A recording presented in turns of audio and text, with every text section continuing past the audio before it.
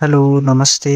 हाम्रो धेरै कस्टमरहरूले इटिन मेनुलाई टेकआउटमा पनि डिस्प्ले गरिदिनु पर्यो भन्ने गुनासोलाई मध्यनजर गर्दै म तपाईँहरूलाई आज इटिन मेनुलाई कसरी टेकआउट बनाउने त भन्ने बारे सिकाउन गइरहेको छु। सबैभन्दा पहिले मेनु बारमा जानुहोला। तपाईँहरूले सब मेनु भन्ने बटन देख्न सक्नुहुन्छ, त्यसमा क्लिक गर्नुहोला। त्यसपछि मेनु बटनमा क्लिक गर्नुहोला। मेनुमा क्लिक गरिसकेपछि तपाईँले अहिले रिसेन्टली युज भइरहेका सबै मेनुहरू देख्न सक्नुहुन्छ तपाईँको सबको। त्यसपछि अब कुन मेनुलाई तपाईँहरूले टेकआउट बनाउन खोज्दै हुनुहुन्छ त त्यो मेनु सर्च गर्नुपर्ने हुन्छ।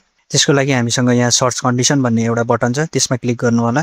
तपाईँहरूले क्याटेगोरीबाट मेनु सर्च पनि गर्न सक्नुहुन्छ र मेनुको नेम टाइप गरेर पनि सर्च गर्न सक्नुहुन्छ। तपाईँलाई जसरी सजिलो लाग्छ त्यही अनुसार सर्च गर्नुहोला। म चाहिँ अहिले यो मोमो भन्ने मेनुलाई टेकआउटमा अपडेट गर्न गइरहेको छु। त्यसको लागि यो मोमो भन्ने क्याटेगोरीको राइट साइडमा तपाईँहरूले 3 डट देख्न सक्नुहुन्छ, त्यसमा क्लिक गर्नुहोला र अपडेट भन्ने बटनमा क्लिक गर्नुहोला। अपडेट भन्ने बटनमा क्लिक गरिसकेपछि हाम्रो मेनुको फर्म खुल्नेछ। त्यसपछि अलिकति तल आइसकेपछि तपाईँहरूले यहाँ मेनु टाइप भन्ने देख्न सक्नुहुन्छ। मेनु टाइपमा इटिन र टेकआउट भन्ने दुईटा अप्सन छ।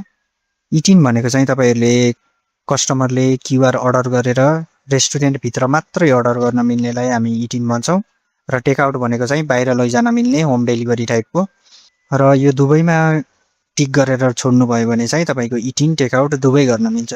मेनु टाइप सेट गर्दै गर्दा तपाईँहरूले विशेष ध्यान दिनुपर्ने कुरा के छ भने यदि तपाईँहरूको मेनु टाइप इटिन छ भने ट्याक्स रेट 10% चुज गर्नु होला। यदि तपाईँहरूको मेनु टाइप टेकआउट छ भने ट्याक्स रेट 8% चुज गर्नु होला र यदि इटिन टेकआउट दुवै चुज गर्नुभएको छ भने tax rate select while ordering भन्ने अप्सन छ, त्यसलाई सिलेक्ट गर्नु होला। त्यसैले म यो मेनुलाई चाहिँ अहिले इटिन र टेकआउट दुवैमा सेट गर्दैछु।